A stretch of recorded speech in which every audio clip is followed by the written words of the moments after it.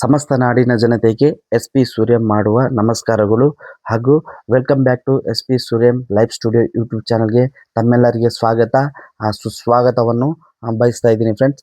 ಇವತ್ತಿನ ಸಂಚಿಕೆಯಲ್ಲಿ ನಾನು ವಿದ್ಯಾರ್ಥಿಗಳಿಗೆ ಅಂದರೆ ಸ್ಕೂಲಿಗೆ ಹೋಗೋರಿಗೆ ಮತ್ತು ಕಾಲೇಜಿಗೆ ಹೋಗೋರಿಗೆ ಅವರಿಗೆ ನೆನಪಿನ ಶಕ್ತಿ ಹೇಗೆ ಇಂಪ್ರೂವ್ ಮಾಡಬೇಕು ಮತ್ತು ಧೈರ್ಯ ಅಂದರೆ ನಾವೇನು ಓದುವಾಗ ಮತ್ತು ಏನಾದರೂ ವಿಷಯಗಳು ಕೇಳುವಾಗ ಅದನ್ನು ನಾವು ಕೇಳಿಬಿಟ್ಟು ಅದನ್ನು ಮರೆವು ಆಗ್ಬಿಡುತ್ತೆ. ಅದಾಗಿ ಅದನ್ನು ನೆನಪಿನ ಶಕ್ತಿ ಹೇಗೆ ಹೆಚ್ಚಿಸಬೇಕು ಅನ್ನೋದರ ವಿಷಯವನ್ನು ಇವತ್ತು ನಾನು ನಿಮಗೆ ತಿಳಿಸ್ಕೊಡ್ತೀನಿ ಫ್ರೆಂಡ್ಸ್. ಹೊಸದಾಗಿ ಈ ವಿಡಿಯೋವನ್ನು ನೀವು ನೋಡ್ತಾ ಇದ್ದರೆ ದಯವಿಟ್ಟು ನನ್ನ ಚಾನಲನ್ನು ಸಬ್ಸ್ಕ್ರೈಬ್ ಮಾಡ್ಕೊಳ್ಳಿ ಹಾಗೂ ನಿಮ್ಮ ಸ್ನೇಹಿತರಿಗೂ ಶೇರ್ ಮಾಡಿ ಅಂತ ಬಿಟ್ಟು ಹೇಳ್ತಾ ಬನ್ನಿ ಫ್ರೆಂಡ್ಸ್, ಈ ಎಪಿಸೋಡ್ನ ಮುಂದೆ ವರ್ಸೋಣ ಫ್ರೆಂಡ್ಸ್. ಸ್ಕೂಲಿಗೆ ಹೋಗೋರು ಮತ್ತು ಕಾಲೇಜಿಗೆ ಹೋಗೋರು ನಿಮ್ಮ ಸ್ಟಡಿಯಲ್ಲಿ ಏನು ತೊಂದರೆ ಆಗ್ತಿದೆ ಮತ್ತು ಯಾಕೆ ತೊಂದರೆ ಆಗ್ತಿದೆ ಅನ್ನೋದ್ರ ಬಗ್ಗೆ ನಾನು ಈ ವಿಷಯದಲ್ಲಿ ನಾನು ನಿಮಗೆ ತಿಳಿಸ್ಕೊಡ್ತಾ ಇದ್ದೀನಿ ಫ್ರೆಂಡ್ಸ್. ಸ್ಕೂಲಿಗೆ ಹೋಗೋರು ಮತ್ತು ಕಾಲೇಜಿಗೆ ಹೋಗೋರು ದಯವಿಟ್ಟು ನೀವು ಪ್ರತಿನಿತ್ಯ ಬೆಳಿಗ್ಗೆ ನೀವು ಮೆಡಿಟೇಷನ್ ಮತ್ತು ಯೋಗವನ್ನು ಮಾಡೋದು ನೀವು ರೂಢಿ ಮಾಡಿಕೊಳ್ಳಿ. ಯಾಕಂತಂದರೆ ಇದು ನಿಮಗೆ ಓದುವವರಿಗೆ, ಸ್ಟಡಿ ಮಾಡೋರಿಗೆ, ಎಸ್ಪೆಷಲಿ ಸ್ಟಡಿ ಮಾಡೋರಿಗೆ ಇದು ಹೇಳಬೇಕಂತಂದರೆ ಒಂಥರ ರಾಮಬಾಣ ಇದ್ದಂಗೆ ಫ್ರೆಂಡ್ಸ್. ಅದಾಗಿ ದಯವಿಟ್ಟು ನೀವು ನಿಮಗೆ ಇದು ತುಂಬ ದೊಡ್ಡ ಸೀಕ್ರೆಟ್ ಅಂತಂದರೆ ಸೀಕ್ರೆಟ್ ಅಂತಲೇ ಹೇಳ್ತೀನಿ ಫ್ರೆಂಡ್ಸ್. ಮೆಡಿಟೇಷನ್ನು ಮತ್ತು ಯೋಗವನ್ನು ಪ್ರತಿನಿತ್ಯ ನೀವು ರೂಢಿಸ್ಕೊಳ್ಳಿ ಫ್ರೆಂಡ್ಸ್. ಪ್ರತಿನಿತ್ಯ ನೀವು ಒಂದು ಅರ್ಧ ತಾಸಾದರೂ ನೀವು ಮಾಡಲೇಬೇಕು. ಯಾಕಂತ ಹೇಳ್ತೀರಾ, ನೀವು ಇದು ಮಾಡೋದ್ರಿಂದ ನಿಮಗೆ ಸ್ಟಡಿಗೆ ಓದಲಿಕ್ಕೆ ಬಹಳ ಅಂದರೆ ಬಹಳ ನಿಮಗೆ ಉಪಯೋಗ ಆಗುತ್ತೆ ಫ್ರೆಂಡ್ಸ್. ಅದಾಗಿ ನೀವು ಮೆಡಿಟೇಷನ್ ಮತ್ತು ಯೋಗವನ್ನು ಅಭ್ಯಾಸ ಮಾಡ್ಕೊಳ್ಳಿ. ಒಂದು ಅರ್ಧ ತಾಸು ಮಾಡಿ ಫ್ರೆಂಡ್ಸ್. ಅರ್ಧ ತಾಸು ಮಾಡಿದ ಮೇಲೆ ನೀವು ಇಂಪ್ರೂವ್ಮೆಂಟ್ಗಳು ನೀವೇ ನೋಡ್ತೀರಾ. ಅದಾಗಿ ಇದನ್ನು ಮಾಡಿಬಿಟ್ಟು ಇದ್ರ ಜೊತೆಗೆ ನೀವೇನು ಸ್ಕೂಲಲ್ಲಿ ಭಯ ಬೀಳ್ತಾ ಇದ್ದೀರಿ ಅಂತಂದರೆ ದಯವಿಟ್ಟು ಇದನ್ನು ಮಾಡ್ತಾ ಹೋಗಿ, ಮೆಡಿಟೇಷನ್ ಧ್ಯಾನವನ್ನು ಮಾಡ್ತಾ ಹೋಗಿ. ನಿಮಗೆ ಖಂಡಿತವಾಗಿ ಭಯ ಅನ್ನೋದು ಹೋಗುತ್ತೆ. ಆಮೇಲೆ ಟೈಮನ್ನು ದಯವಿಟ್ಟು ಟೈಮನ್ನು ವೇಸ್ಟ್ ಮಾಡಬೇಡಿ ಫ್ರೆಂಡ್ಸ್. ಅಲ್ಲಿ ಸ್ನೇಹಿತರ ಜೊತೆ ಹೋಗೋದು, ಸುಮ್ಮನೆ ಸುತ್ತಾಡೋದು, ಯಾವುದೇ ಕಾರಣವಿಲ್ಲದೆ ಸುತ್ತಾಡಿ ಸಮಯನ ವೇಸ್ಟ್ ಮಾಡೋದು ಮಾಡಬೇಡಿ. ಆದಷ್ಟು ನಿಮಗೆ ಏನು ಓದೋದ್ರಲ್ಲಿ ತೊಂದರೆಗಳಿದಾವೆ ಅಂದರೆ ನೀವು ಕೂತ್ಕೊಳ್ಳಿ ಫ್ರೆಂಡ್ಸ್. ಈ ಥರ ಹಲವಾರು ವಿಡಿಯೋಗಳಿರ್ತವೆ, ಅದನ್ನು ನೋಡಿ ತಿಳ್ಕೊಳ್ಳಿ. ಹೇಗೆ ಸ್ಟಡಿ ಮಾಡಬೇಕು ಅನ್ನೋದ್ರ ಬಗ್ಗೆ ನಾನು ಇದಕ್ಕಿಂತ ಮುಂಚೆ ವಿಡಿಯೋ ನಾನು ಹಾಕಿದ್ದೀನಿ. ಬುಕ್ಕು ಹೇಗೆ ಓದಬೇಕು ಅನ್ನೋದ್ರ ಬಗ್ಗೆ ನಾನು ಮುಂಚೆ ವಿಡಿಯೋ ಹಾಕಿದ್ದೀನಿ. ದಯವಿಟ್ಟು ನನ್ನ ಚಾನಲಲ್ಲಿ ಈ ಥರ ವಿಡಿಯೋಗಳು ಎಸ್ಪೆಷಲಿ ಸ್ಟೂಡೆಂಟ್ಗಳಿಗೆ ಬಹಳ ಅಂದರೆ ಬಹಳ ನಾನು ಫೋಕಸ್ ಮಾಡ್ತೀನಿ. ಅದರಿಂದ ನಾನು ಈ ವಿಡಿಯೋ ಮಾಡಿದ್ದೀನಿ ಇದಕ್ಕಿಂತ ಮುಂಚೆ, ದಯವಿಟ್ಟು ನೋಡಿ ಅದು ಹೇಗಿರುತ್ತೆ ಅನ್ನೋದ್ರ ಬಗ್ಗೆ ನೀವು ತಿಳ್ಕೊಂಡು ಕಲೀರಿ ಫ್ರೆಂಡ್ಸ್. ಅದಾಗಿ ಕಲಿಕೆಗೆ ಕೊನೆಯೇ ಇಲ್ಲ ಅಂತಾರೆ ಫ್ರೆಂಡ್ಸ್. ನೀವು ಎಷ್ಟೇ ಕಲಿತರೂ ಅದು ಒಂಥರ ಎಂಡ್ಲೆಸ್ ಫ್ರೆಂಡ್ಸ್. ಅದಾಗಿ ಇದು ಒಂದು ಸ್ಟಡಿ ಮತ್ತು ಓದು ಅನ್ನೋದು ತುಂಬ ಅಂದರೆ ತುಂಬ ದೊಡ್ಡದು ಸಮುದ್ರ ಇರುತ್ತಾರೆ ಫ್ರೆಂಡ್ಸ್. ಅದರಲ್ಲಿ ನಾವು ಏನು ಎಷ್ಟೇ ಓದಿದ್ದೀವಿ, ಎಷ್ಟೇ ದೊಡ್ಡ ವಿಜ್ಞಾನಿ ಅಂತಂದ್ರೂ ಕೂಡ ಒಂದು ಲೋಟ ಆ ಸಮುದ್ರದಿಂದ ನೀರು ಕುಡಿಯೋ ಹಾಗೆ ಅಷ್ಟೇ ಇರುತ್ತೆ ಫ್ರೆಂಡ್ಸ್. ಅದಾಗಿ ಕಲಿಕೆಗೆ ಕೊನೆಯೇ ಇಲ್ಲ ಅಂತ ಹೇಳ್ಬಿಟ್ಟು ಹೇಳ್ತೀನಿ. ದಯವಿಟ್ಟು ಅದರಿಂದ ಸ್ಕೂಲಿಗೆ ಹೋಗೋರು ಮತ್ತು ಕಾಲೇಜಿಗೆ ಹೋಗೋರು ಫಸ್ಟು ದಿನನಿತ್ಯ ನೀವು ಮೆಡಿಟೇಷನ್ ಮತ್ತು ಯೋಗವನ್ನು ಅಭ್ಯಾಸ ಮಾಡ್ಕೊಳ್ಳಿ. ಇದರ ಜೊತೆಗೆ ನಿಮ್ಮ ಸ್ಟಡಿಯನ್ನು ಶುರು ಮಾಡಿ. ಆಮೇಲೆ ನಿಮಗೆ ನಾನು ಪದೇ ಪದೇ ಒತ್ತಿ ಹೇಳ್ತೀನಿ, ಏನಪ್ಪ ಅಂತಂದರೆ ನೀವು ಡೈರಿಯನ್ನು ಸ್ಕೂಲಿಗೆ ಹೋಗೋರು ಮಕ್ಕಳಿಗೆ ಇವತ್ತಿನ ದಿನ ಕರೆಕ್ಟಾಗಿ ಟೈಮ್ ಟೇಬಲ್ ಮಾಡೋದು ಕೂಡ ಬರ್ತಾ ಇಲ್ಲ. ನಾನು ಅದಾಗಿ ನಿಮಗೆ ಹೇಳ್ತೀನಿ, ಟೈಮ್ ಟೇಬಲ್ ಹೆಂಗೆ ಮಾಡಬೇಕು ಅನ್ನೋದು ಕೂಡ ಬರ್ತಾ ಇಲ್ಲ. ದಯವಿಟ್ಟು ನನ್ನ ವಿಡಿಯೋಗಳನ್ನು ನೋಡಿ. S P Suryam live studio YouTube ಚಾನಲ್ಗೆ ದಯವಿಟ್ಟು ಸಬ್ಸ್ಕ್ರೈಬ್ ಆಗಿ. ಪ್ರತಿಯೊಂದು ಅಕ್ಷರನೂ ಹೇಗೆ ಬರಿಬೇಕು, ಹೇಗೆ ಕಲಿಬೇಕು ಮತ್ತು ಹೇಗೆ ನೀವು ಪ್ರತಿನಿತ್ಯ ನೀವು ಕರಿಕ್ಯುಲಮನ್ನು ಹೇಗೆ ಫಾಲೋ ಮಾಡಬೇಕು ಅನ್ನೋದ್ರ ಬಗ್ಗೆ ನಿಮಗೆ ಬಹಳಷ್ಟು ಅಂದರೆ ಬಹಳಷ್ಟು ಮುಖ್ಯವಾದದ್ದು ಟಿಪ್ಸ್ಗಳು ನಿಮಗೆ ಸಿಗ್ತವೆ. ಅದರಿಂದ ಏನು 1ನೇ ಕ್ಲಾಸ್ದಿಂದ 5ನೇ ಕ್ಲಾಸು, 5ನೇ ಕ್ಲಾಸಿಂದ 10ನೇ ಕ್ಲಾಸು ಮತ್ತು ಕಾಲೇಜಿಗೆ ಹೋಗೋರು ಪ್ರತಿಯೊಬ್ಬರು ಇದನ್ನು ನೀವು ಕರಿಕ್ಯುಲಮ್ನ ಅಂದರೆ ಟೈಮ್ ಟೇಬಲ್ನ ನೀವು ಅಭ್ಯಾಸ ಮಾಡಿ. ನೀವು ಒಂದು ಡೈರಿ ಮೇಂಟೈನ್ ಮಾಡಿ. 1ನೇ ಕ್ಲಾಸ್ ಮಕ್ಕಳು ಸ್ಕೂಲಿಗೆ ಹೋಗ್ತಾ ಇದ್ದಾರೆ ಅಂತಂದ್ರೆ ದಯವಿಟ್ಟು ನೀವು ಅವರನ್ನ ಒಂದು 1ನೇ ಕ್ಲಾಸಿಂದಾನೇ ನೀವು ಸ್ಟಾರ್ಟ್ ಮಾಡಿ. 1ನೇ ಕ್ಲಾಸಿಂದ ಸ್ಕೂಲಿಗೆ ಹೋಗ್ತಾ ಇದ್ದಾರಾ? ಅವಾಗಿಂದನೇ ನೀವು ಸ್ಟಾರ್ಟ್ ಮಾಡಿ.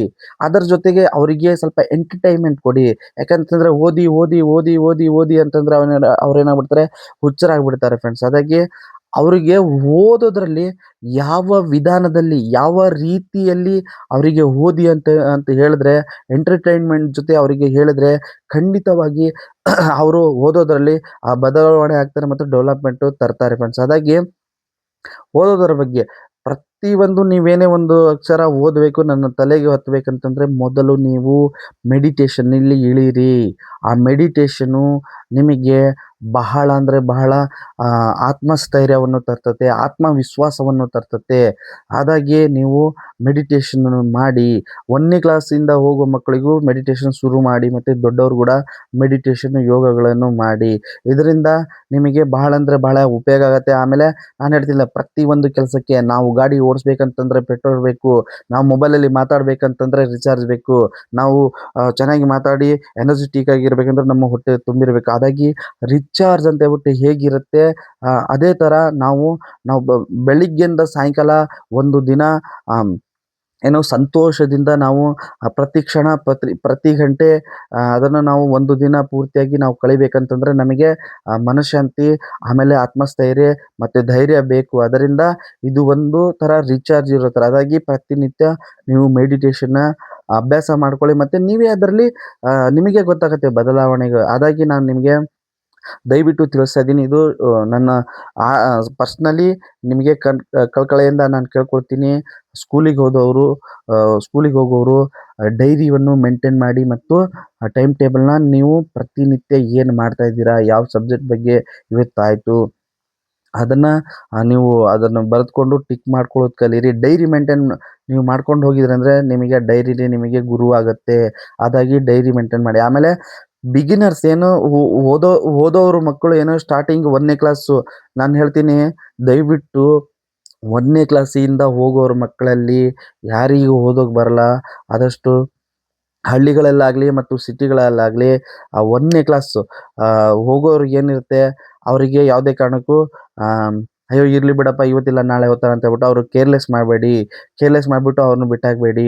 1ನೇ ಕ್ಲಾಸಿಂದನೇ ಅವರಿಗೆ ಶುರು ಮಾಡಿಸಿ, ಹೇಗೆ ಓದಬೇಕು, ಯಾವ ರೀತಿಯಲ್ಲಿ ಓದಬೇಕು, ಒಂದು ಅಕ್ಷರದಿಂದನೇ ಅಭ್ಯಾಸ ಮಾಡಿಸಿ, ಅ ಆ ಇ ಇಂದನೇ ಅಭ್ಯಾಸ ಮಾಡಿಸಿ, 1 2 ಇಂದನೇ ಅಭ್ಯಾಸ ಮಾಡಿಸಿ, ABCD ಇಂದನೇ ಅಭ್ಯಾಸ ಮಾಡಿಸಿ. ಯಾವ್ಯಾವ ಭಾಷೆಗಳಿರ್ತವೆ ಅದರಲ್ಲಿ ಅದನ್ನು ಮೊದಲನೇದಾಗಿ ದಿನದಿಂದ 1ನೇ ಕ್ಲಾಸ್ ಹೋಗೋರಿಗೆ ದಿನದಿಂದ ಶುರು ಮಾಡಿ. ಇವತ್ತೇನು ಓದ್ತಾ ಇದ್ದಾನೆ, ಅ ಆ ಇ ಓದ್ತಾ ಇದ್ದಾನಾ, ಇವತ್ತು 4 ಅಕ್ಷರ ಕಲ್ತ್ನಾ, 4 ಅಕ್ಷರದಲ್ಲಿ ಅವರಿಗೆ ಖುಷಿ ಕೊಡಿ. ನಾಳೆ ಇನ್ನ 4 ಆಗತ್ತೆ, ಇನ್ನ 8 ಆಗತ್ತೆ, ಇನ್ನ 6 ಆಗತ್ತೆ, 12 ಆಗತ್ತೆ. ಅದೇ ಥರ ಹಂಗೆ ಅವರಿಗೆ ಬೆಳೀತಾ ಬೆಳೀತಾ 1 2 3 ಕೂಡ ಹಂಗೆ.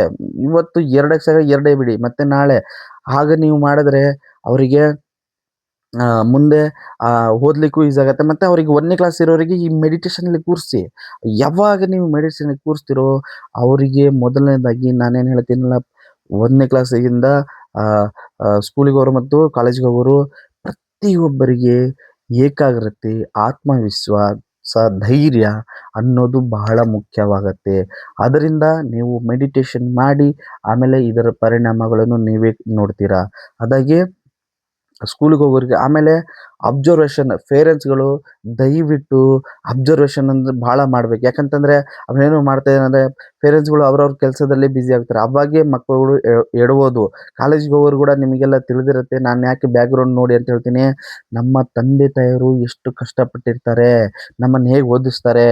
ಕೆಲವೊಬ್ಬರಿಗೆ ತುಂಬ ಕಾಸು ಪ್ರತಿಯೊಂದು ಸೌಲಭ್ಯಗಳಿರುತ್ತೆ, ಅವರಿಗೆ ತಲೆಗೆ ಓದೇ ಇರಲ್ಲ. ಕೆಲವೊಬ್ಬರಿಗೆ ಏನೂ ಇರಲ್ಲ, ಆದ್ರೆ ಅವ್ರಿಗೆ ಓದಿರುತ್ತೆ. ಹಾಗಾಗಿ ಪ್ರತಿಯೊಂದು ವಿಷಯಗಳನ್ನು ನಾವು ಪರ್ಫೆಕ್ಟಾಗಿ 100% ಆಗಿ ಯುಟಿಲೈಸ್ ಮಾಡುವಾಗಲೇ ನಾವು ನಮ್ಮ ಜೀವನವನ್ನು ನಡೆಸೋಕ್ಕಾಗುತ್ತೆ. ಜೀವನ ಅನ್ನೋದಕ್ಕೆ ಬೆಲೆ ಇರುತ್ತೆ.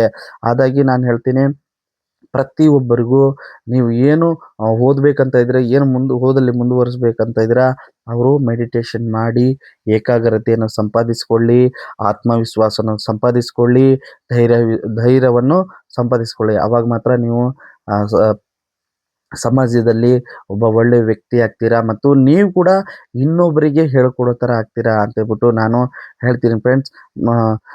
ಫ್ರೆಂಡ್ಸ್ ಮತ್ತು ಇವತ್ತಿನ ವಿಷಯಗಳು ನಿಮಗೆ ಇಷ್ಟ ಆಗಿದೆ ಅಂತಂದರೆ ಹೊಸದಾಗಿ ನೋಡೋರು ದಯವಿಟ್ಟು ನನ್ನ ಯೂಟ್ಯೂಬ್ ಚಾನಲ್ನ ಸಬ್ಸ್ಕ್ರೈಬ್ ಮಾಡ್ಕೊಳ್ಳಿ ಮತ್ತು ನಿಮ್ಮ ಸ್ನೇಹಿತರು ಕೂಡ ಶೇರ್ ಮಾಡಿ. ನಾನು ಮಾತಾಡೋದ್ರಲ್ಲಿ ಏನಾದರೂ ತಪ್ಪುಗಳು ಇದ್ದರೆ ದಯವಿಟ್ಟು ಕಮೆಂಟ್ ಮಾಡಿ ತಿಳಿಸಿ ಫ್ರೆಂಡ್ಸ್. ನಾನು ಅದನ್ನು ಮತ್ತೆ ಚೇಂಜ್ ಮಾಡ್ಕೊಂಡು ನಾನು ಡೆವಲಪ್ ಮಾಡ್ಕೊಳ್ತೀನಿ ಅಂತ ಹೇಳ್ತಾ ಇವತ್ತಿನ ಸಂಚಿಕೆಯಲ್ಲಿ ಇಲ್ಲಿ ಮುಂದುವರ್ಸೋಣ. ಮತ್ತು ಮುಂದಿನ ಸಂಚಿಕೆಗಳಲ್ಲಿ ಇದೇ ಥರ ಸ್ಟೂಡೆಂಟ್ಗಳಿಗೆ ಬಹಳ ಅಂದರೆ ಬಹಳ ಒಳ್ಳೆ ಒಳ್ಳೆ ಟಿಪ್ಸನ್ನು ತರ್ತಾ ಇರ್ತೀನಿ ಅಂತ ಹೇಳ್ತಾ ಧನ್ಯವಾದಗಳು. ಶುಭೋದಯ, ಶುಭ ದಿನ ಫ್ರೆಂಡ್ಸ್.